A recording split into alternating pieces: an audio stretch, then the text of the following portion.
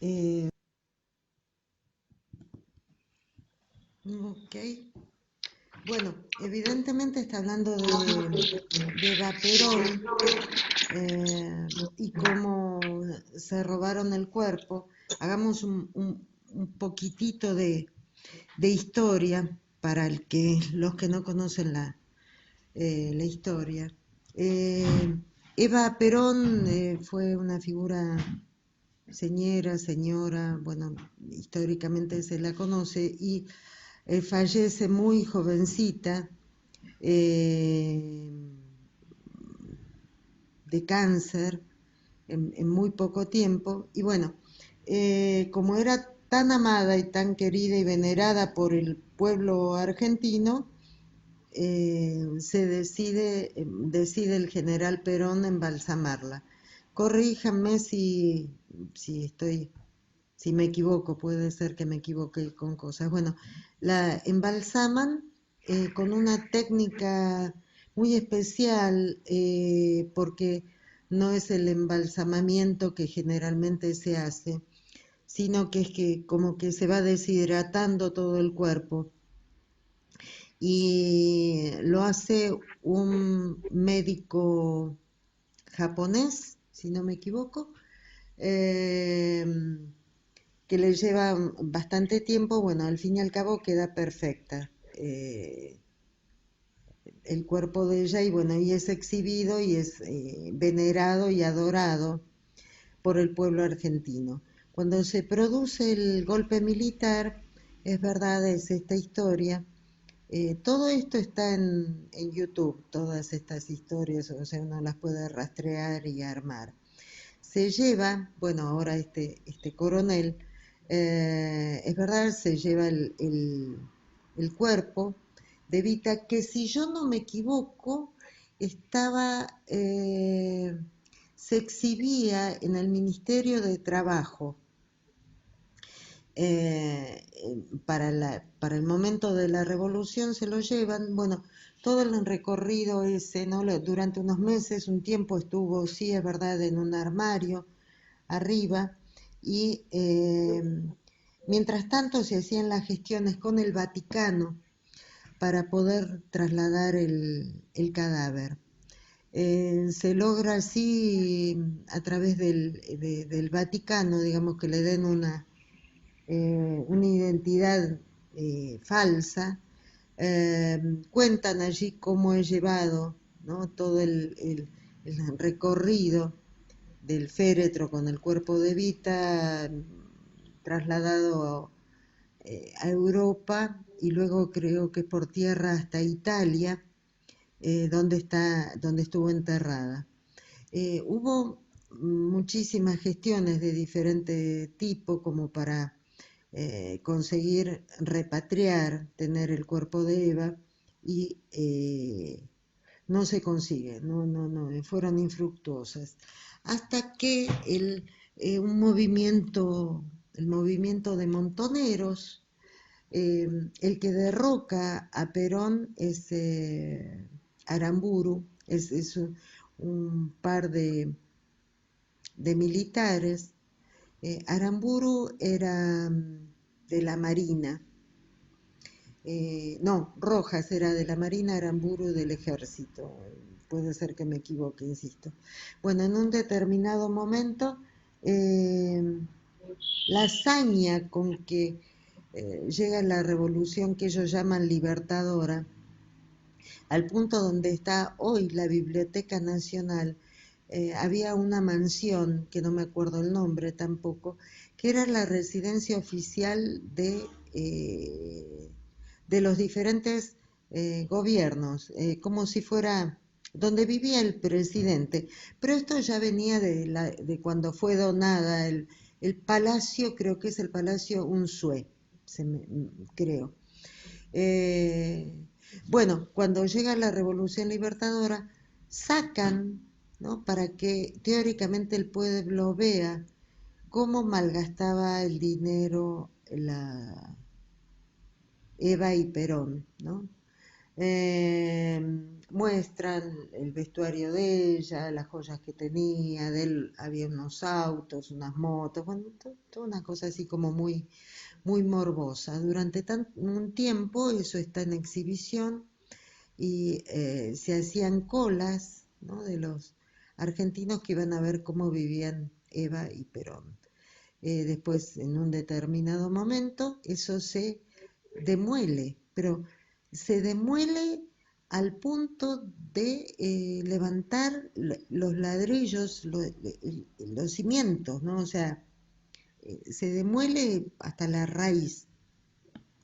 Y allí se pone la piedra fundamental para lo que iba a ser la Biblioteca Nacional. Esa Biblioteca Nacional que se empieza a construir, después está durante, debe de ser 20 años, 30 años parada la construcción, y se termina, yo no me acuerdo bien cuándo, no sé con qué gobierno, pero debe haber sido en los 70s, 80s, tal vez se termine. Cuando uno, y es en ese Palacio Unzué donde muere Eva, o sea, los últimos momentos de Eva son en ese Palacio Unzué. Entonces, hoy uno escucha el testimonio de los empleados que trabajan eh, en la Biblioteca Nacional, que está ahí en Buenos Aires, cerca de Retiro, La Recoleta, por allí. Y ellos cuentan que el espíritu de Eva deambula por el edificio. Al punto que dicen que lo describen como que tienen que ir a buscar un texto que está en el sótano, digamos, ¿no?, en la parte inferior, eh, y que se han encontrado con que, bueno, todo el edificio, por una cuestión en un edificio muy moderno, digamos, muy cuidado para que los libros estén cuidados, tiene una temperatura eh, óptima, digamos, para el mantenimiento de los libros. Y ellos dicen que cuando tienen que ir a buscar uno de estos libros y llega una ola de frío congelante, decía que ellos bajan, ¿no?, a buscar esos libros, y cuando sienten que hay una ráfaga de frío congelante, saben que está el espíritu de Eva deambulando por allí.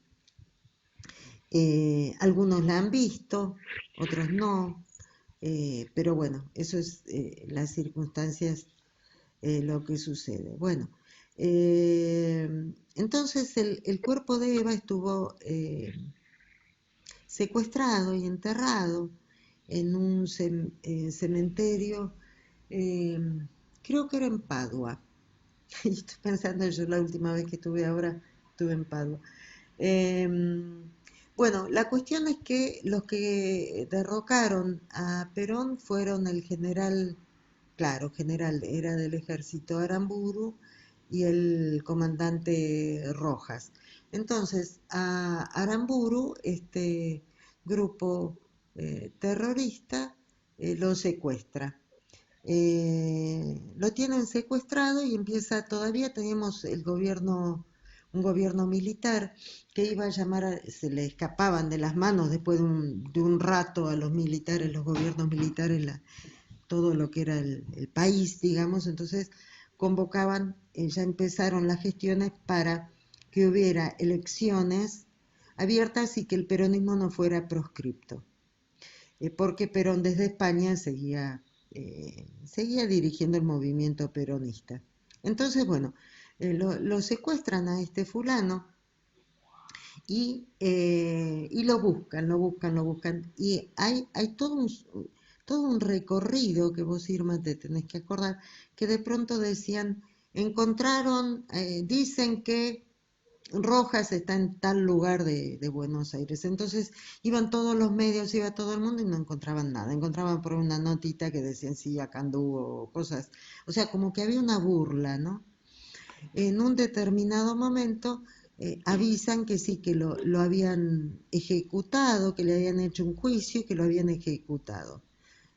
Insisto, todo esto es mi memoria, puede ser que lo habían ejecutado y entonces la familia empieza a pedir la entrega del cuerpo. Y ahí empieza toda esta cuestión que el cuerpo está acá, que el cuerpo está allá, y pasaba el tiempo y pasaba el tiempo.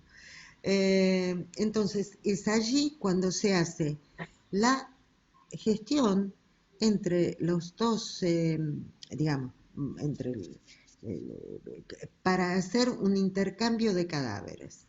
O sea, que devolvieran el cuerpo de Eva y que ellos iban a entregar el cuerpo de Aramburu. Entonces, en un determinado momento, estando Perón ya casado con Isabel Martínez, estaba López Rega, estaba esa misma noche, estaba el médico, creo que era de él, en Puerta de Hierro, la residencia de Perón en Madrid, eh, le avisan que estaba saliendo desde Italia una ambulancia para entregarle el cuerpo. Ya sé quién era el Helvar, era el que estaba también esa noche con él. Lo impactante es que Eva Perón, como dice el comunicado oficial, pasa a la inmortalidad a las 20, no me acuerdo la hora, pero bueno, es como una marca histórica eso. La cuestión es que a la misma hora eh, llega la ambulancia a Puerta de Hierro. Esto lo cuenta Helvar, que era mano derecha y gran economista, que volvió con Perón allá en la tercera presidencia de los 70. Llega y entonces cuenta este hombre que pusieron el cuerpo de Eva, el cuerpo embalsamado, sobre una mesa del comedor que estaba allí y, y estaba el cuerpo igual. Le había crecido el pelo y estaba, bueno, López Rega, la mujer de Isabelita, de Perón, bueno, y estaban viendo el cuerpo allí, ¿no? Eh, no me acuerdo. Bueno, la historia termina que le entregan a la familia Aramburu, le entregan el cuerpo de Aramburu, ¿no? Eh, y todo esto se sabe cómo fue el secuestro, la muerte, las gestiones, porque en alguna revista que está dando vuelta por ahí, que en internet uno lo encuentra, el movimiento Montoneros, que estaba Firmenich, Santucho, me acuerdo que eran los, los terroristas no terroristas, miento, los guerrilleros, me corrijo, los guerrilleros que se hicieron cargo de esto, ellos cuentan, no me acuerdo la revista que fue, no, fue famosa. Bueno, eh, este es el recorrido que estuvo luego el cuerpo, yo no sé cuándo llega, pero para la presidencia, claro, debe ser para la presidencia de Perón, que estaba en la cripta en la quinta presidencial de Olivos y creo que en esa presidencia de Perón se podía,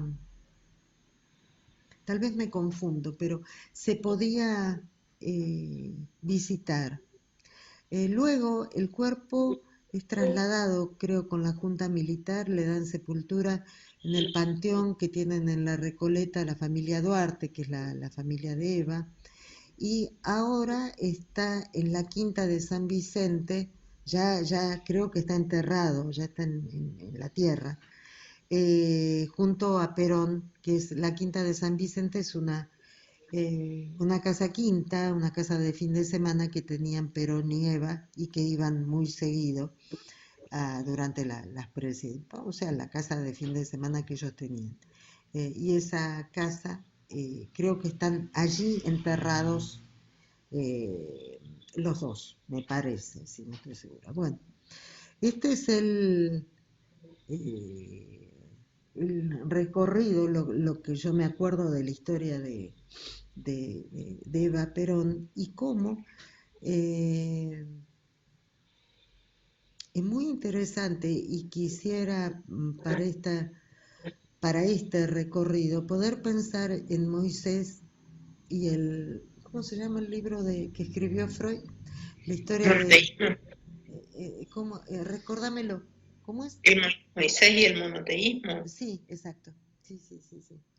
En ese recorrido, Freud lo que hace es un rastreo magnífico, no maravilloso, magnífico, ¿no? O sea, sí, genial, de cómo él llega a la conclusión que hay un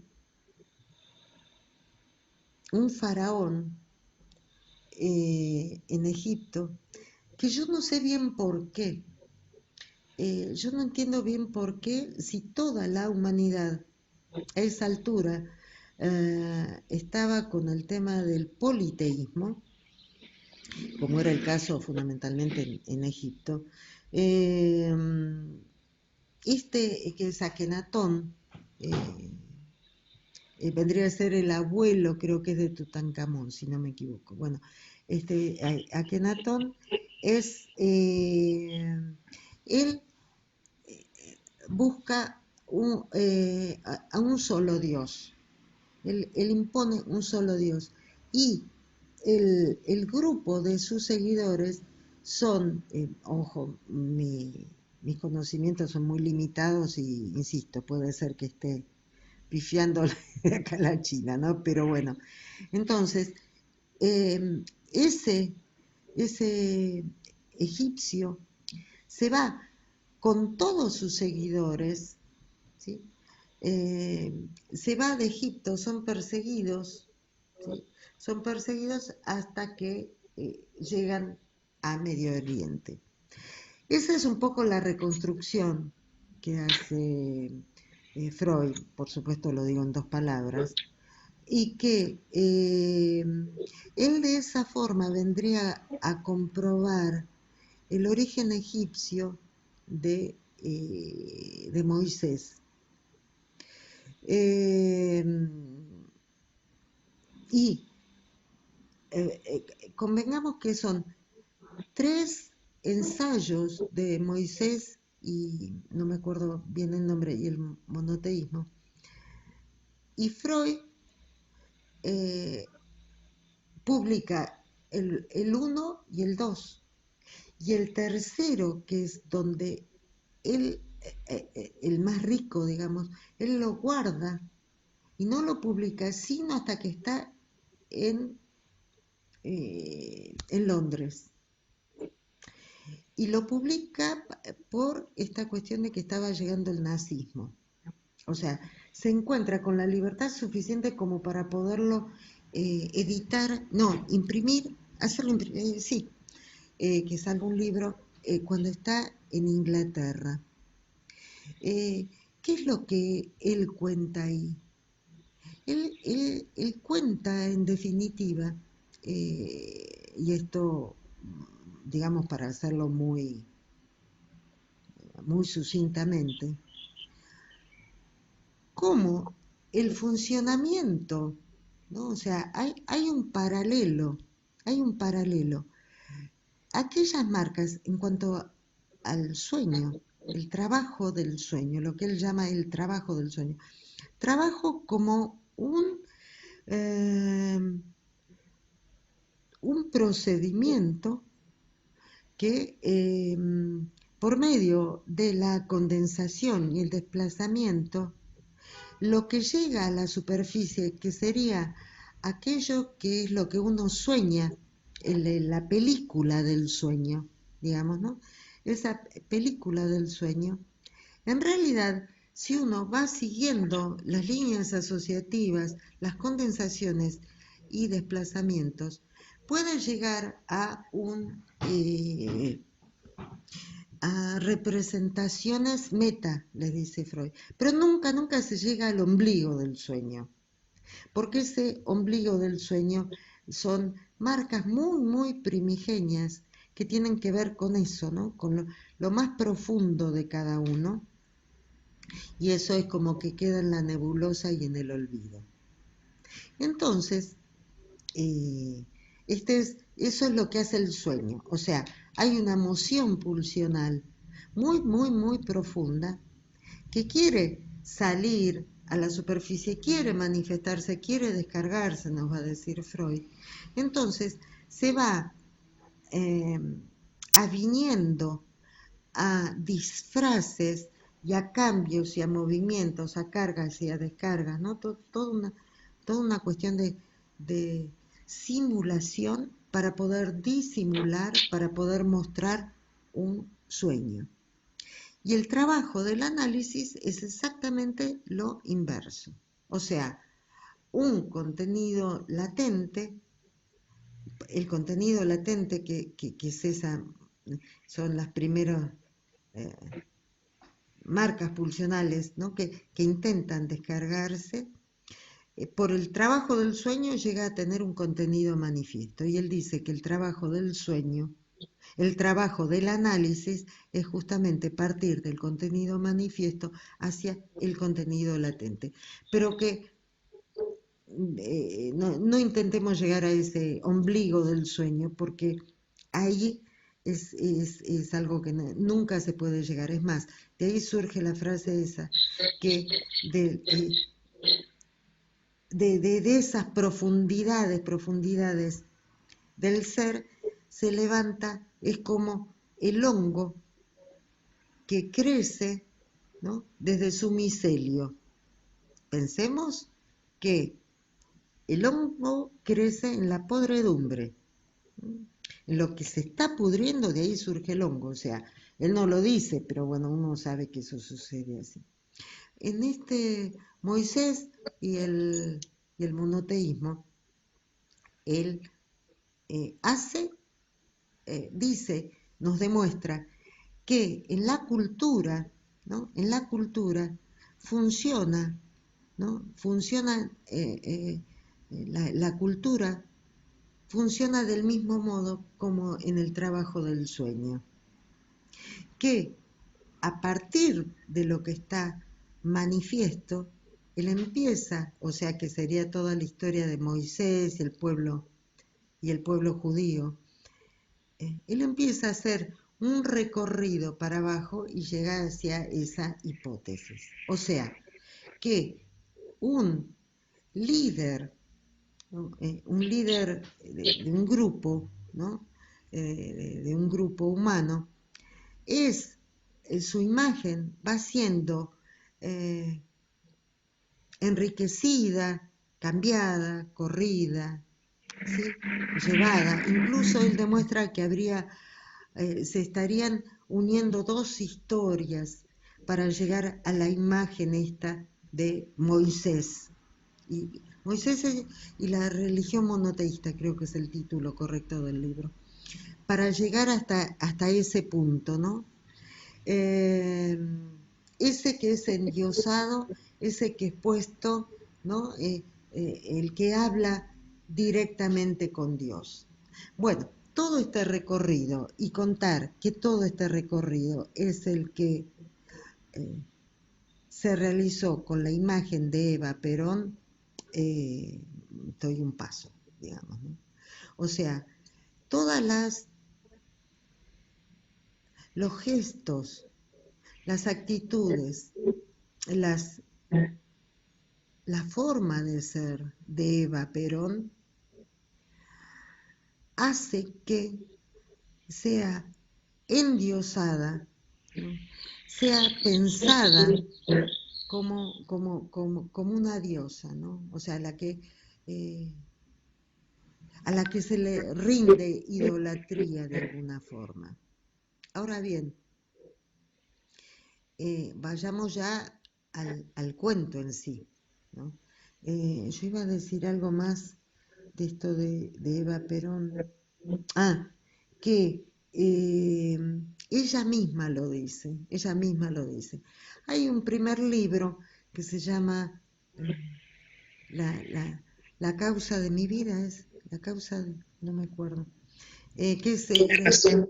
la razón de mi vida, sí, que se ha estudiado en las escuelas, han analizado y que dicen que fue escrito por ella, se ha comprobado que no, pero el que sí fue escrito por ella en su lecho de muerte, que nosotros lo rescatamos, lo reconocimos ahora, que se publicó, digamos, que lo estuvimos leyendo contigo, Irma, eh, ella, hay algo muy importante, una idea fundamental que ella dice, que ella se movió ella viene de las clases más bajas, que sabe lo que es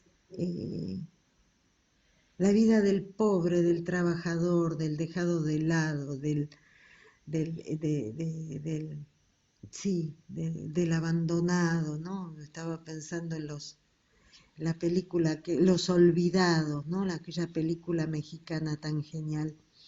Esos, ¿no? Que no tienen posibilidad de nada. Los nadies. Sí, los nadies, exacto. Esos que ella los conoció porque ella dice que viene de ahí. Y que ella se mezcló con la oligarquía. Y que es una mierda la oligarquía. Pero que ella se metió ahí y que vio que muchos que eran como ella de las clases bajas se dejaron comprar por las bondades de la oligarquía, pero que ella no, que ella los utiliza, que es eso lo que no le perdonan a ella, porque ella los usa para el beneficio de las clases de los olvidados estos de la película mexicana, ¿no? Y que ella no se olvida de dónde viene. Hay una anécdota que creo que es muy buena traerla. ¿Cuándo es que fallece Eva? ¿No fallece ahora en junio o estoy equivocada? No me acuerdo. Eh, Hay una anécdota que dice que estaban ahí en la oficina de ella, ya no me acuerdo en cuál era el ministerio, y tenía empleados, ¿no? Y la gente iba y pedía que le ayudaran, gente que no tenía recursos. Y entonces, en un determinado momento, Eva se acerca a un escritorio donde había un empleado con una señora. Y entonces el empleado le dice, señora, no le puedo hacer, a Eva, ¿no? Señora Eva, no puedo hacerle nada, o sea, no puedo registrarla como para que empiece a cobrar su pensión, su jubilación o algo, porque no tiene ningún papel, nada que demuestre que ella haya trabajado en algún lugar, no tengo nada. Entonces Eva va y le pide a la señora que le muestre las manos, y le muestra unas manos muy ajadas, muy arrugadas, muy de una persona muy trabajadora. Y entonces le agarra las manos a la señora y se las muestra al empleado. Le dice, acá está, necesitas más pruebas que esto, que te demuestran que esta mujer trabajó, que esta mujer tiene una vida de trabajo, toda la vida ha trabajado, ¿no? Entonces, bueno, ese ejemplo y que es un poco lo que sustenta la pensión universal, ¿no? ¿Cómo se llama? Eh, el aporte, lo que van a dar ahora, eh, bueno, Salario básico universal. es a todo el mundo, digamos, pues todo el mundo ha trabajado.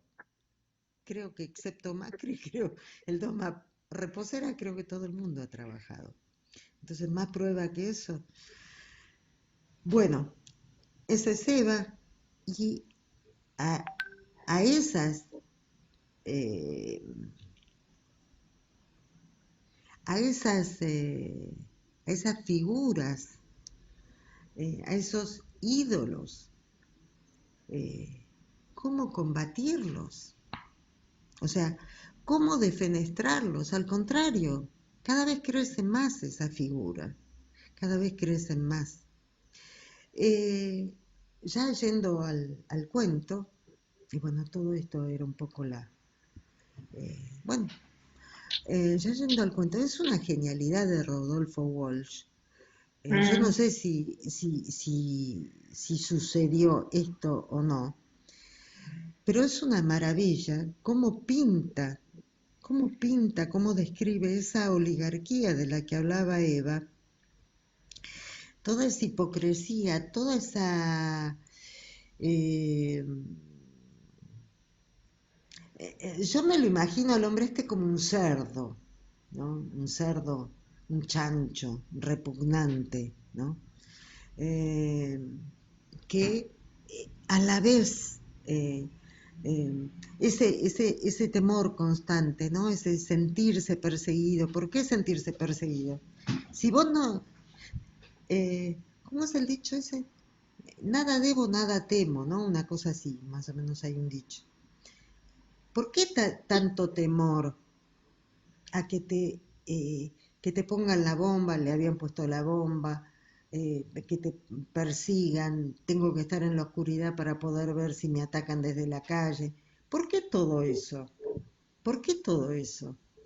Porque evidentemente se siente en falta y tiene culpa y sabe que está mal lo que está haciendo, ¿no es cierto? Entonces, eh, ¿por qué él esconde? Y él mismo dice, la enterré parada porque era un macho. Porque era, no sé si dice macho o dice hombre. Eh, para el caso lo mismo. O sea, que tenía testículos, tenía huevos, tenía pene. Eso es un macho. Pero a la vez tenía tetas, que son las que les tocaba el perverso este que se le tiró encima. Eh, o sea, era una mujer fálica, una madre fálica. Esa es la imagen, esa es la, esa es, esa es la fantasía, esa es la fantasía que todos, absolutamente todos, mandamos al fundamento con la castración. O sea, hay una etapa en la construcción subjetiva de cualquiera de nosotros que la madre se nos representa como omnipotente, como completa, como cuando Juanito le pregunta a su mamá, mamá, ¿tenés hace pipí? O sea, ¿tenés pene? Y la madre le dice naturalmente que sí, ¿no? O sea, se produce ahí eh, una situación. Eh, pero digamos, todos, absolutamente todos, en nuestra primera infancia tenemos esa posibilidad, ¿no? Entonces, eh, la, eh, eso va al fundamento y aceptamos la castración en la madre, aceptamos la castración, aceptamos que todo no se puede, que esa mujer que se nos representaba como totalizada, como que todo lo podía, no, en realidad todo no lo puede. Entonces eso va a dar lugar a la entrada de la terceridad que va a ser en la figura del padre. Y entonces, bueno, todo el recorrido edípico que ya conocemos. Entonces, si hay una característica de la perversión, es justamente la de renegar de la castración, o sea, de decir, sí, puede que sí, que exista el límite y que algunos no puedan todo, pero yo sí puedo todo. Es más, mi mamá, existe la mujer completa. Acá está, es esta es esta, es Eva. Y acá está, y yo la guardo para mí. Y la guardo y la pongo en el cementerio en Italia, creo que era Padova, como dicen allá. Entonces, y empieza ese juego perverso, ¿no? De dónde está, yo la tengo, ¿la querés? Sí, la cosa sádica, morbosa, ¿no? ¿Quieren eso? Bueno, yo lo tengo, no se los voy a decir. Hasta que aparece un juego, otra movida, no un juego, otra movida que es eh, la ley del talión. Eh, bueno, para poder cambiar cadáver por cadáver, entonces tenemos que tener, y entonces así no les queda más remedio que entregar el cuerpo de Eva. Pero tenemos entonces a este personaje, el coronel, que es un perverso, que cuando aparece la posibilidad de que del límite, cuando aparece la posibilidad del límite que está dado, el límite está dado por la muerte, porque él es capaz de ir más allá de la muerte, porque en la muerte el cuerpo se deteriora. Hay toda una cosa así como medio renegatoria, ¿no? En esto del embalsamamiento. Entonces, cuando aparece la posibilidad de la muerte, del fin, es cuando este tipo se angustia. Por eso, cuando le ponen la bomba, cuando tiene miedo, y anda con el falo que es su metralleta, ¿cómo se llama? Ametralladora, no sé. Ahí, cuando existe esa posibilidad del límite, es cuando se angustia. Ahí es donde vacila el fantasma, se dice en psicoanálisis, ¿no? Cuando empieza a aparecerle la angustia al perverso. Los obreros, operarios que le ayudaron a subir el féretro, bajarlo no sé qué, y uno lo vio y se desmayó, porque para ellos era la Virgen, ellos mismos lo dicen, ¿no? Era la Virgen, era una diosa, ¿no? Entonces tenerla ahí en vivo y en directo, bueno, este no resistió y se desmayó. Decía la genialidad de Walsh contando, ¿no? Contando esta historia, imaginando esta historia. Y hay en esta propaganda, recordemos los juegos de luminarias que se hacían con las gaseosas, ¿no? En este caso la Coca-Cola. Yo me acuerdo ese es tal cual él lo describe, ¿no? Coca con el fondo así, que hacía redondelitos porque era chiquita y a mí me gustaba mirar cómo se prendían las lucecitas. Y muchas veces él habla de los redondeles, ¿no? Es más, en un determinado momento nombra, ¿no? Los redondeles y el cuerpo de Eva, ¿no? En una secuencia que nombras allí. De lo que nos está hablando es de ese ombligo del sueño, de ese agujero, ¿no? Que es inalcanzable del que estaba hablando hace un rato. Decía la genialidad de él y la homologación de su actitud, él, como la que tuvo Eva, en el sentido de que Eva dice, yo estoy con la oligarquía y los uso, pero nunca voy a abandonar el lugar desde donde vengo. Y es esa la actitud que toma Rodolfo Walsh. O sea, él está con hasta toma el whisky que le sirve el coronel, y los usa la oligarquía para lograr su objetivo, que después dice, ya me queda, no sé si voy a empezar a seguir la búsqueda.